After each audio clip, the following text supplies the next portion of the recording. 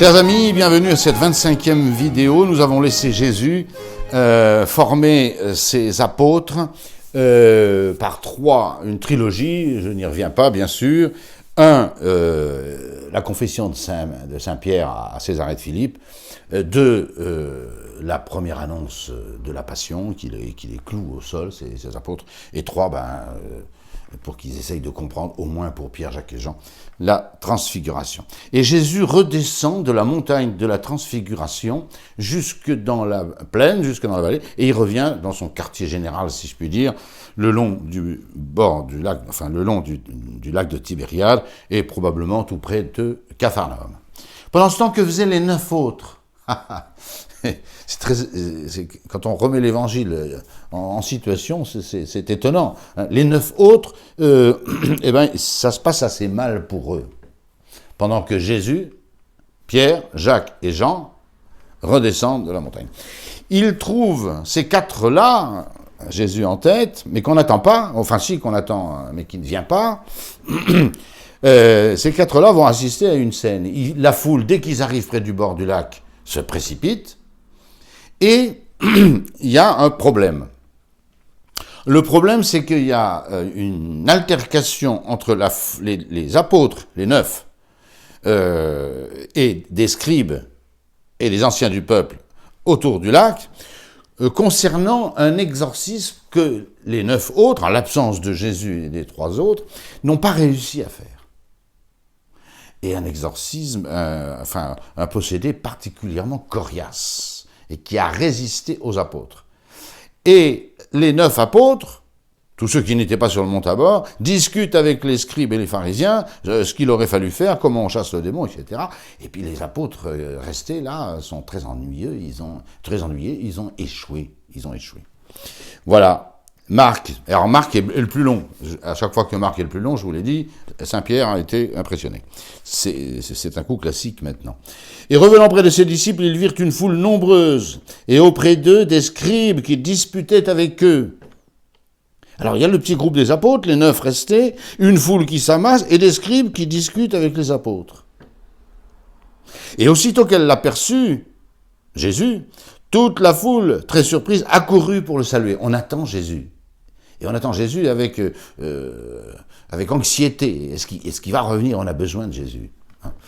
Parce que lui, il n'aurait pas échoué, lui. D'ailleurs, il va réussir magnifiquement. Et Jésus leur demande, mais de quoi disputez-vous entre vous? La foule, les 9 apôtres restés, et les scribes et les pharisiens de Jérusalem. C'est alors qu'on va savoir le motif de cette altercation. Sort de la foule un certain Quidam, qui n'est pas nommé, et qui explique le litige en cours entre toutes ces personnes. Et il lui dit, je cite toujours Marc, « Maître, je vous ai amené mon fils, qui a un démon muet. » Donc son fils est possédé. Et partout où il s'empare de lui, il le jette à terre. L'enfant écume, grince des dents et devient tout raide. Et j'ai demandé à tes disciples de le chasser, ils n'ont pas pu. Voilà. Alors, ce possédé est particulièrement coriace. Parce que là, je viens de vous lire Marc, mais Saint Luc et Saint Matthieu en rajoutent quelques couches. Spécialement le médecin Luc, qui donne des détails sur la pathologie conséquente à ce démon qui habite dans cet enfant. « Maître, je vous prie de jeter un regard sur mon fils, dit l'homme, car c'est mon fils unique. » Alors on sait qu'il est unique déjà. C'est pas dans les autres évangiles. « Et voici qu'un esprit s'empare de lui, et aussitôt il se met à pousser des cris. L'esprit le tord convulsivement, avec de l'écume. » Saint Luc note tout, il y a de l'écume qui sort de sa bouche. Il y a une espèce d'épilepsie également. Et c'est à peine s'il le quitte après l'avoir brisé. Il le laisse complètement démoli, ce fils, après les crises Dans la possession, c'est par crise. Il peut se faire qu'entre 2 crises, il y a toutes les configurations possibles, mais entre 2 crises, il se peut très bien que l'enfant soit calme. Là, j'ai l'impression que c'était plutôt récurrent, et voilà. Et que quand l'Esprit le laissait, il était tout raide, tout brisé, hein, dit Saint Luc, qui a le coup d'œil. Voilà. Et après avoir... J'ai prié tes disciples de le chasser, ils n'y sont pas arrivés. Saint Matthieu ajoute quelques détails. Seigneur, aie pitié de mon fils, car il est lunatique. Vous voyez, il faut additionner les détails des trois synoptiques. Hein. Il est lunatique. Ça veut dire qu'il y a des périodes paroxystiques de crise, et puis tout d'un coup, il est complètement raide, écrasé, brisé au sol. Voilà, lunatique. Ça monte et ça descend. C'est ça que veut dire lunatique. Et saint Matthieu d'ajouter, il tombe souvent dans le feu et souvent dans l'eau. Voilà, saint Marc va le redire depuis sa petite enfance. Le démon essaye de le tuer, cet enfant. Et pour ça, en période de crise, il le fait rouler dans les flammes et il le précipite dans l'eau. Il devrait être mort. Hein, voilà. Là suit une réflexion. Après qu'on a exposé ce cas particulier, donc, de ce exorcisme, enfin, de cette possession terrible, voilà, qu'il rend muet, il n'en arrive pas à avoir son nom. C'est un des motifs de cet échec des autres apôtres. Jésus a cette parole très étonnante, très étonnante. J'aurais du mal à vous donner le sens profond parce que c'est un mystère. Et Jésus leur adressa cette parole en ces termes. « Ô génération incrédule, jusqu'à quand serai-je près de vous? Jusqu'à quand vous supporterai-je » Terrible cette phrase, terrible. Moi, alors, on voit bien que devant cet échec de ces apôtres, qui n'ont pas voulu comprendre l'annonce de sa passion, ça va recommencer juste après cette scène, et puis qui échouent, alors que Jésus leur a donné le pouvoir d'exorciser, ils échouent lamentablement sur ce cas de possession. Hein. C'est certain que l'incrédulité, et Jésus va donner les motifs de cet échec, hein, il va les donner, qui ne sont pas d'ailleurs les trois mêmes dans les trois synoptiques. Bref, Jésus est lassé, au moins là. J'ose espérer que derrière ces phrases terribles du Seigneur, hein, terribles, je vais y revenir. Et il y a ce qui avait gêné Jésus, c'est l'altercation entre les scribes et les pharisiens qui viennent fourrer leur nez, hein, dans cette. Ils profitent de l'échec des 9 apôtres restés là pour faire leur propagande nocive et nauséabonde. Ça, c'est l'interprétation bénigne de ce texte, car je vous le relis, hein, il est terrible. Saint Marc, génération incrédule, jusqu'à quand serai-je près de vous? Jésus vient du ciel, il va y retourner. On a l'impression qu'il se lasse de cette carrière terrestre, fort courte. Hein. Et jusqu'à quand vous supporterai-je? Il y a tous les ingrédients. Hein. Il y a les apôtres qui n'ont pas voulu entendre que Jésus allait mourir. On va les voir recommencer à rien comprendre dans la deuxième annonce de la Passion. Et conséquemment, on va les voir encore, j'y arrive, se disputer pour qui aurait la première place. Dans le royaume très terrestre qu'ils imaginent que Jésus va instaurer. C'est trop dur pour le Seigneur, trop dur. Que les pharisiens déblatèrent sur ces apôtres, voilà, j'espère que c'est le sens premier de cette phrase. Mais qu'on ne peut pas écarter absolument que Jésus ne supporte plus l'incrédulité et l'aveuglement de ses apôtres. Voilà. Version de saint Luc. Et Jésus répondit, « Ô génération incrédule et pervertie, jusqu'à quand serai-je près de vous et vous supporterai-je » Et aussitôt Jésus, « Amène-moi ton fils. » Et saint Matthieu, Jésus répondit, « Ô génération incrédule et pervertie, jusqu'à quand serai-je avec vous? Jusqu'à quand vous supporterai-je » Donc il n'y a pas moyen d'éviter de ne prendre ce texte tel qu'il est, puisqu'il est copié-collé dans les trois synoptiques. Voilà. La psychologie de Jésus, hein, Jésus, il est divin, il est du ciel. et voir toutes ces mesquineries, ces incompréhensions, ce manque de foi, etc., eh bien, il y a un phénomène de saturation dans l'âme de Jésus. C'est clair. On ne peut pas... Il y a une saturation. L'aveuglement et la sottise des hommes et leur méchanceté, il ne peut plus supporter. C'est terrible. Mais cette phrase terrible, Jésus y met un terme en disant « Apportez-moi cet enfant ». Voilà, apportez-moi cet enfant. Et ils le lui amenèrent. Et quand l'enfant vit Jésus, alors ça on a déjà vu ça dans de très nombreux exorcismes, dès qu'un possédé voit Jésus, il hurle. Jésus est insupportable au diable. Il ne peut pas. Et c'est là qu'on a les plus belles confessions sur la divinité du Christ, c'est dans la bouche des diables. Les diables sont plus lucides que les foules, que les scribes et les pharisiens, pas difficile, mais même que les apôtres. Les plus belles confessions avec celle de Saint-Pierre dans l'Évangile, c'est des démons qui hurlent que Jésus est venu pour les perdre, qu'il n'y a rien entre lui et eux, et qu'il est le Saint de Dieu, l'élu de Dieu, Fils de Dieu, tout y passe. Il n'y a que pour la génération incrédule et perverse que cette doctrine n'est pas admise. Voilà.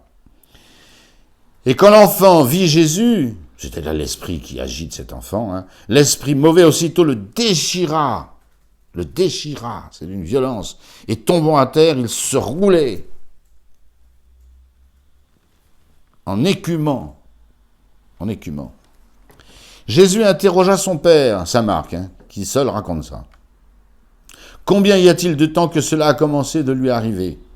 Le père de l'enfant répondit, depuis sa petite enfance. C'est étonnant, qu'un démon ait pu s'emparer de l'âme d'un enfant, d'un petit enfant. Petit enfant. Ça, je vous dis, c'est le culte idolâtrique et les pratiques qui vont avec, qui créent les cas de possession. Je ne connais pas la responsabilité de l'enfant, donc je ne vous en parle pas. Voilà. Mais peut-être c'est aussi celle de ses parents qui se sont livrés à la magie, au spiritisme, j'en sais rien moi. En tous les cas, il est comme ça depuis sa petite enfance. Petite enfance. Et le père d'ajouter, et souvent il, le démon, l'a jeté soit dans le feu, soit dans l'eau, comme avait déjà dit Matthieu, pour le faire périr. Le but du diable, c'est de faire mourir cet enfant. Mais si tu peux quelque chose, viens à notre aide par pitié pour nous. Alors ça, c'est évidemment, si tu peux quelque chose. Jésus va reprendre ce « si tu peux ». Quand on resitue une scène de l'Évangile, c'est d'une précision incroyable. Les 9 apôtres de Jésus viennent d'essuyer un échec. Il est allé les trouver. Il aurait préféré que Jésus fût là, c'est certain. Mais enfin, il s'est adressé aux apôtres qui avaient le pouvoir de chasser les démons. C'est le seul cas dans l'Évangile où ils échouent. Bon. Voilà. Mais là, ils ont échoué. Et alors, est-ce que Jésus va y arriver ? Alors nous savons que Jésus va y arriver, parce qu'il y arrive toujours, et puis il ne peut pas ne pas y arriver, ou échouer. Mais lui, le papa, voilà, qui espérait tellement que les apôtres guérissent son fils, et il dit, mais si tu peux. Jésus va reprendre avec un rien d'ironie. Il n'y a pas d'ironie chez Jésus. L'ironie est toujours un peu pécamineuse.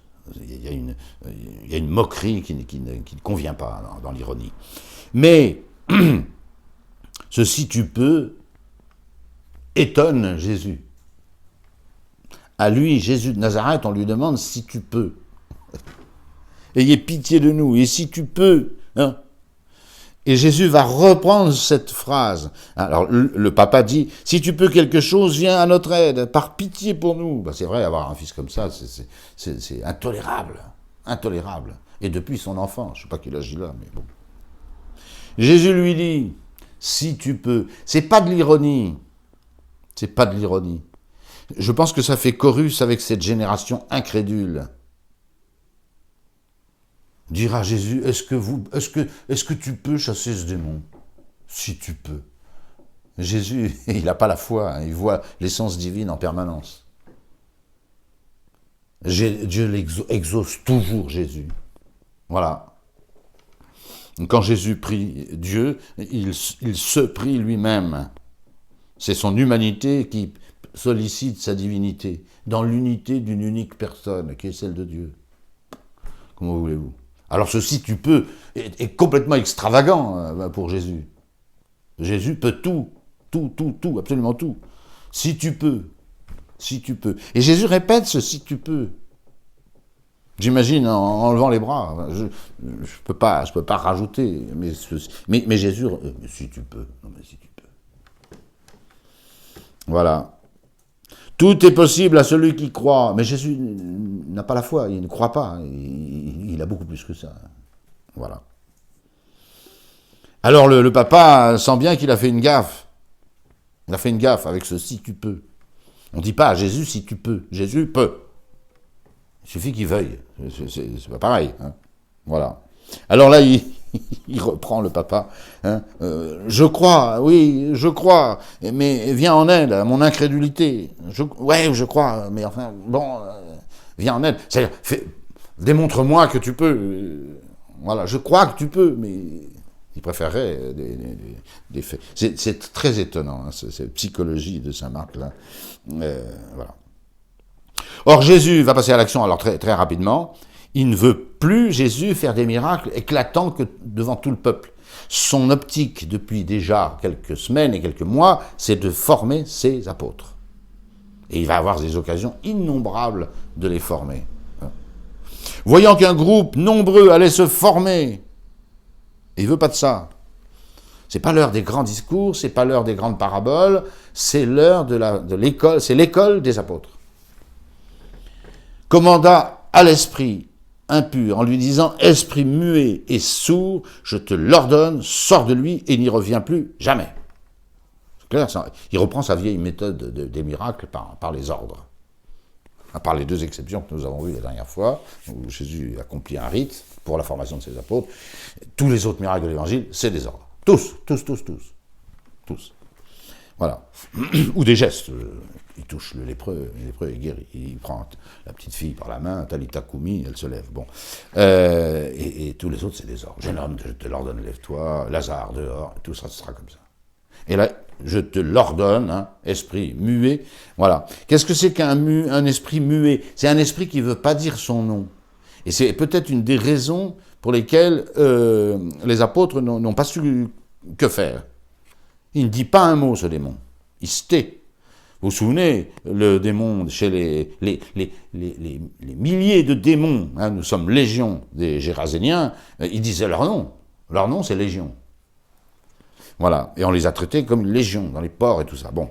Là, le démon muet. Quand vous entendez un démon muet, c'est pas que le type est muet, c'est que le démon est muet. C'est le démon qui ne veut pas répondre aux injonctions de l'exorciste. Voilà. Et donc il est sourd, parce que c'est qu'il est sourd, c'est pour ça qu'il est muet. On est muet de sa surdité, généralement, naturellement et surnaturellement. Et le démon sortit en criant et en agitant convulsivement l'enfant. L'enfant se tord dans tous les sens, agité convulsivement, et il devint comme mort, de sorte que beaucoup disaient, il vient de mourir.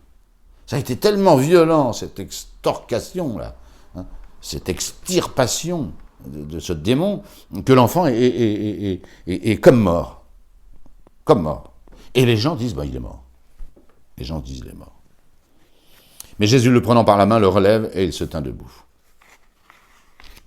Et ensuite, l'épilogue, c'est les apôtres qui rentrent dans la maison, je pense qu'il s'agit de Capharnaüm toujours, et la maison de Saint-Pierre, puisqu'on est revenu près du lac, après la haute montagne de la Transfiguration. Les disciples sont très embêtés. Et ils interrogent Jésus à part en disant « Mais comment ça se fait là ?» On verra que un peu plus tard, dans la mission des 72 disciples qui vont chasser les démons, ils reviennent tout esbaudis.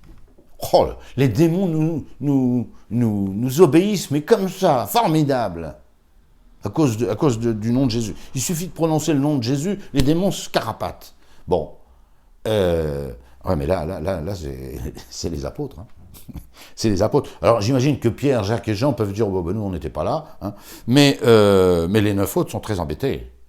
Très embêtés. Et ils prennent Jésus à part, dans la maison, pour pas se ridiculiser devant les foules, encore que c'est déjà fait, ils ont échoué. Hein.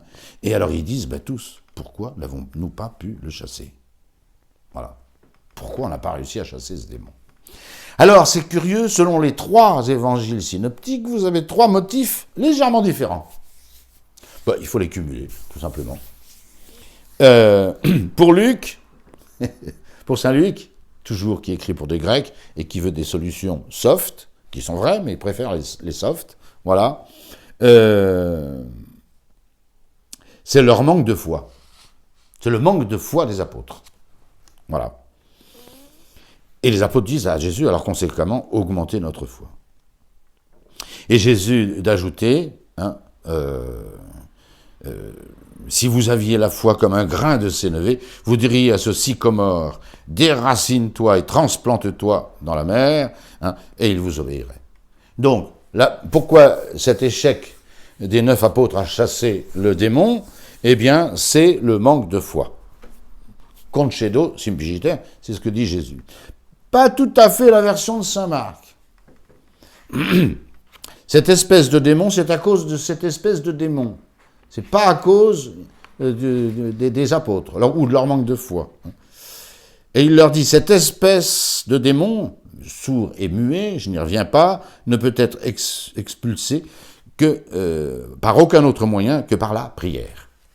Donc vous avez commencé un exorcisme sans vous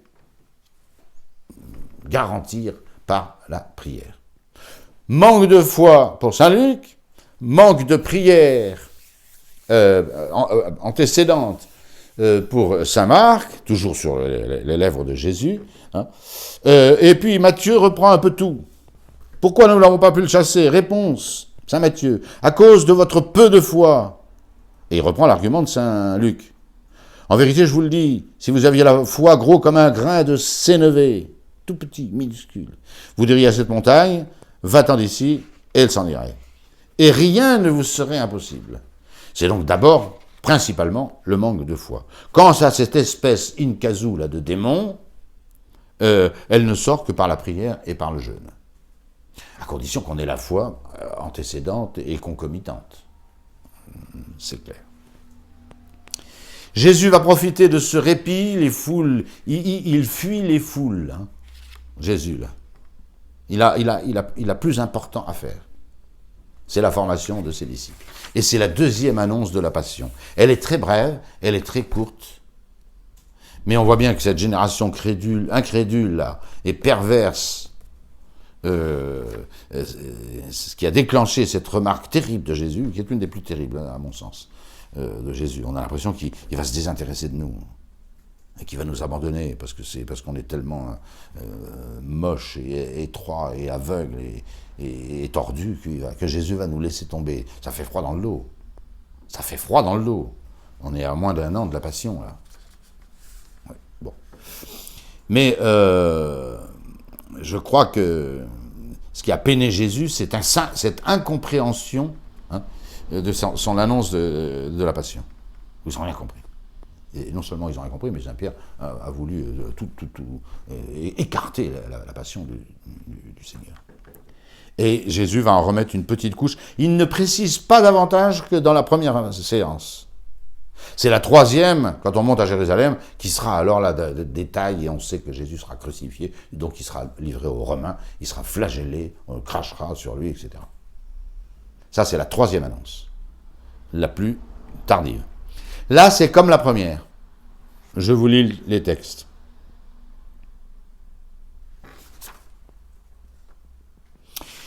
Étant parti de là, il faut s'écarter un peu, ils ne firent que passer à travers la Galilée, et ils ne voulaient pas que personne le sût. Donc Jésus entraîne toujours ses apôtres à part pour les former. Car il instruisait ses disciples et leur disait, et il recommence, le Fils de l'homme est abandonné aux mains des hommes, et ils le tueront, et mis à mort, après 3 jours, il ressuscitera. Mais eux ne comprenaient pas cette parole et craignaient de l'interroger. Alors, il y a une espèce d'omerta dès que Jésus aborde ce sujet, les apôtres comprennent rien et ils n'osent même pas poser des questions. Ils osent poser des questions souvent, les apôtres. Regardez, on sort d'en prendre. Comment on n'a pas pu chasser ce démon? Expliquez-nous. Les paraboles, ils ne comprennent pas. Expliquez-nous la parabole de l'ivraie et du bon grain, et puis du semeur. Jésus l'a fait. Mais sur ce registre-là, de la passion, Jésus dit des choses pourtant très claires, même s'il ne rentre pas dans les détails. Et les apôtres ne comprennent rien. Ils ne veulent pas comprendre. Et ils n'osent pas poser de questions. Parce que une question précise, la réponse est précise, ils ne veulent pas entendre ça. Ils ne veulent pas entendre ce langage. Ils ne veulent pas. Ça, il n'y a pas d'autre chose à dire. Ils ne veulent pas entendre ce discours. Ils se bouchent les oreilles. Voilà. Saint Luc est encore plus net. Mais eux ne comprenaient pas cette parole. Elle leur était voilée pour eux, de sorte qu'ils ne la comprirent pas. Et ils craignaient de l'interroger sur cette parole. Et Saint Matthieu de rajouter, ils furent extrêmement attristés.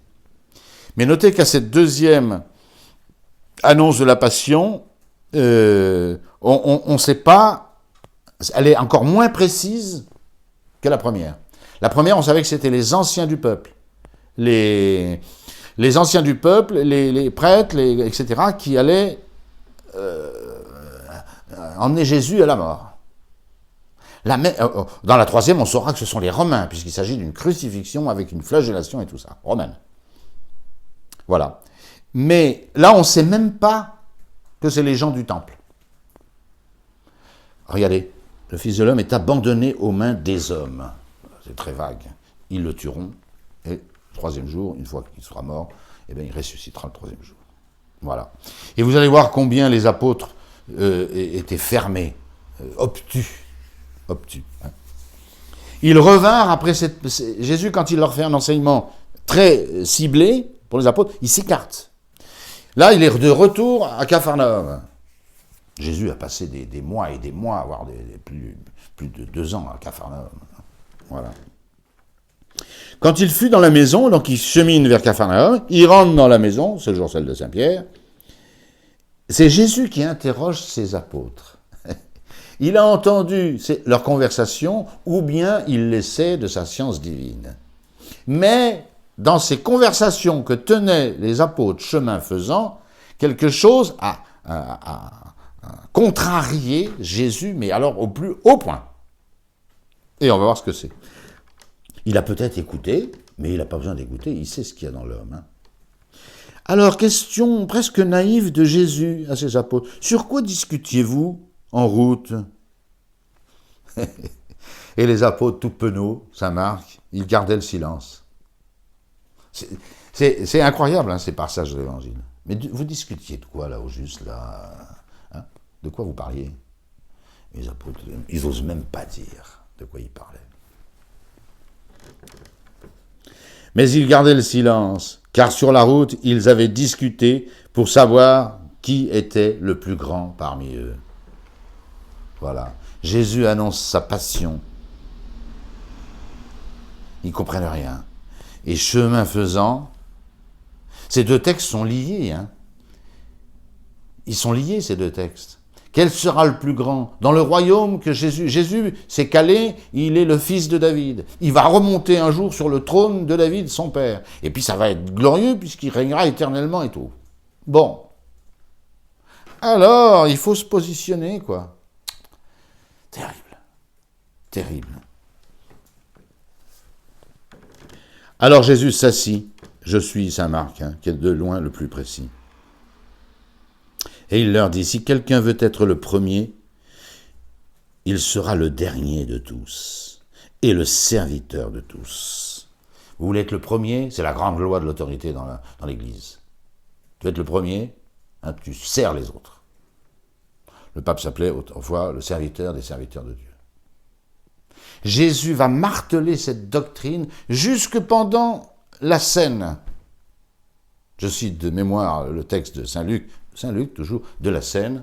Hein, et il s'éleva parmi eux une une contestation pour savoir quel serait le plus grand.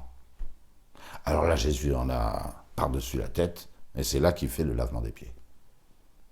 Et il passe de la parole au geste. Et quand il se rhabille après le lavement des pieds, glacial le lavement des pieds, hein, glacial, les apôtres sont terrorisés. Jésus leur lave les pieds, comme un esclave. Et quand Jésus remet ses vêtements, il leur explique. Les rois des nations gouvernent sur elle en maître, et ceux qui les asservissent sont appelés leurs bienfaiteurs. Qu'il n'en soit pas ainsi parmi vous, mais que celui qui veut être le plus grand se fasse le serviteur des autres. C'est exactement la doctrine. Et Jésus rappellera, chemin faisant, cette doctrine. Alors les carriéristes et les ambitieux exitent, ils n'ont rien à faire dans l'Église. C'est clair. Jésus joint le geste à la parole également, là. Que celui qui veut être le premier, il se fasse le serviteur des autres. Et qu'est-ce que fait Jésus? Magnifique. Ayant appelé un enfant, il le plaça au milieu d'eux. Vous voyez, ils sont en cercle là. Et puis il y a le petit qui est au milieu. L'ayant embrassé, il leur dit, quiconque reçoit un de ces petits-enfants à cause de mon nom, me reçoit. Et qui me reçoit, ce n'est pas moi qui le reçois, c'est mon Père qui m'a envoyé. Voilà. Mais Matthieu est beaucoup plus précis pour la leçon. La leçon. Hein. Ayant appelé un petit enfant, il le plaça au milieu d'eux et leur dit, en vérité, je vous le dis, si vous ne changez pas et si vous ne redevenez pas, il faut redevenir, on a cessé d'être enfant. Hein. Si vous ne redevenez pas comme des enfants, vous n'entrerez pas dans le royaume des cieux. Celui donc qui se fera humble comme cet enfant, c'est celui-là qui est le plus grand dans le royaume des cieux. Les doctrines là sont exactement les mêmes. Mais on voit bien, vous voyez les liens qu'il y a entre ces différents textes de l'Évangile.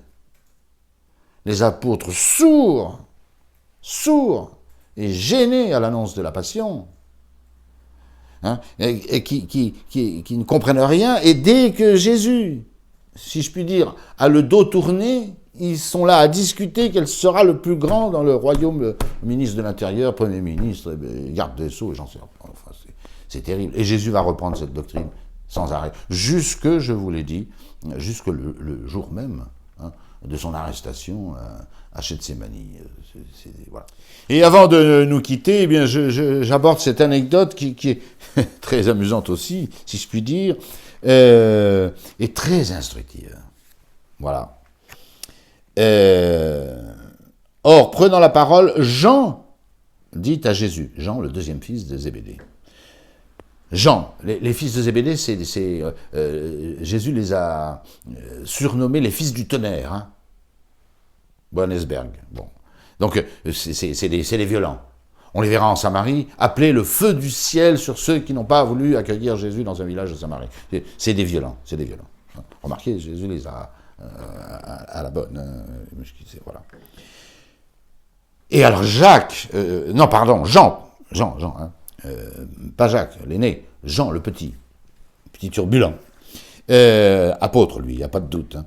Nous avons vu, dit-il, quelqu'un qui en ton nom chassait les démons, et nous l'empêchions parce qu'il ne marche pas avec nous. Ils ont vu quelqu'un qui pratiquait un exorcisme, mais qui ne faisait pas partie de la bande à Jésus, ses apôtres et ses disciples. Jean lui dit, c'est Jean qui dit ça, le deuxième fils de Zébédée. Maître, nous avons vu quelqu'un qui en ton nom chassait les démons. C'est quelqu'un qui ne nous suit pas, il n'est ni apôtre ni disciple. Hein. Et nous l'en avons empêché.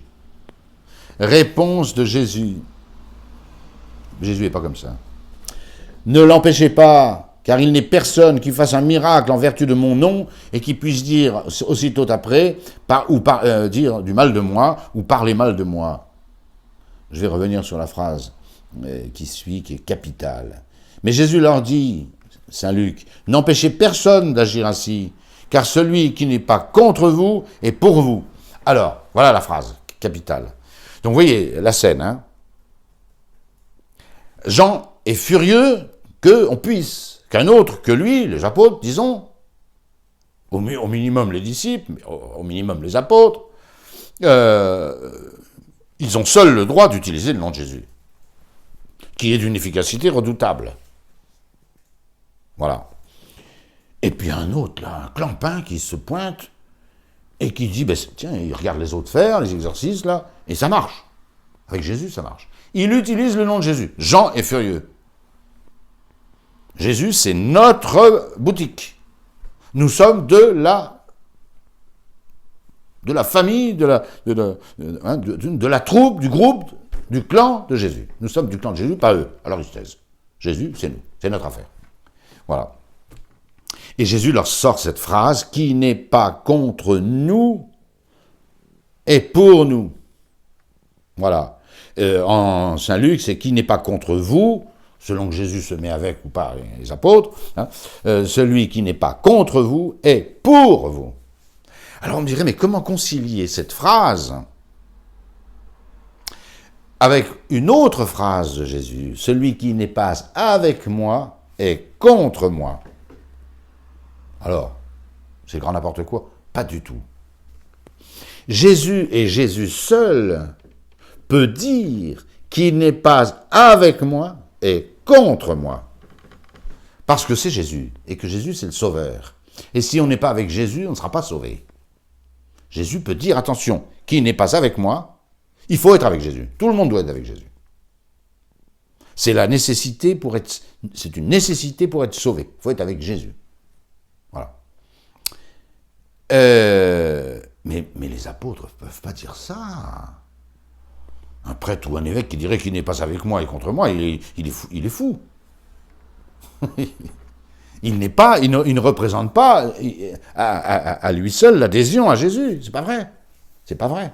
Alors dans l'apostolat, par contre, quand vous avez des gens qui ne sont pas hostiles, pas à Jésus, il faut être avec lui. C'est une nécessité de salut. Il faut être avec Jésus. Mais quelqu'un qui n'est pas avec les apôtres, s'il n'est pas contre, c'est déjà qu'il est avec. C'est capital pour l'apostolat. Il faut que les prêtres en particulier comprennent ça. Les fidèles comprennent des fois mieux que les prêtres cette doctrine. Ils savent très bien que quelqu'un qui n'est pas contre nous, les chrétiens, eh ben, il est déjà un peu avec nous. Et on peut commencer et l'amener à Jésus. Donc ces deux phrases ne sont pas du tout contradictoires, parce que l'une, elle se situe par rapport à Jésus, et Jésus seul. Alors là, qui n'est pas avec Jésus, il est perdu. Hein. C'est clair, qui n'est pas avec moi, et il est contre moi. Il n'y a pas d'indifférence vis-à-vis de Jésus. Et si tu n'es pas avec lui, c'est que tu es contre lui. C'est clair. C'est tout ou rien avec Jésus. Il est le sauveur unique, c'est la voie, la vérité et la vie. On passe par lui et on est sauvé. Là, il n'y a pas de tertium non datur. Qui n'est pas avec Jésus, et il n'est pas indifférent à Jésus, il est contre Jésus. Et on le voit bien d'ailleurs, hein, dans ce monde. Tous ceux qui ne sont pas avec Jésus sont contre lui. Alors regardez. On ne peut même pas, avec les juifs, avec les musulmans, on ne peut même pas avoir une conversation sur Jésus. On ne peut pas discuter, c'est impossible. J'ai essayé des dizaines de fois, on n'y arrive pas. Parce que n'étant pas avec Jésus, ils sont contre lui. C'est clair. C'est pas vrai de nous autres. C'est faux. Et quelqu'un qui n'est pas contre nous, on le voit bien, nous, avec la soutane, dès que quelqu'un nous trouve sympathique, il est déjà un peu avec nous. Du fait qu'il ne soit pas contre nous. Donc, il ne faut pas se prendre pour Jésus-Christ lui-même, hein, quand on est prêtre ou évêque. Voilà. Il faut bien distinguer ces deux phrases. L'une porte sur Jésus, hein, et Jésus seul, alors là, qui n'est pas avec Jésus et contre Jésus. L'autre porte sur ses disciples, sur les membres de l'Église, en particulier du clergé. Hein, ceux qui ne sont pas contre nous sont avec nous. Comme une potentialité de venir avec nous, et donc de venir finalement à Jésus. Alors là, il n'y a pas d'autre solution que d'être sauvé par le Sauveur. Je vous remercie.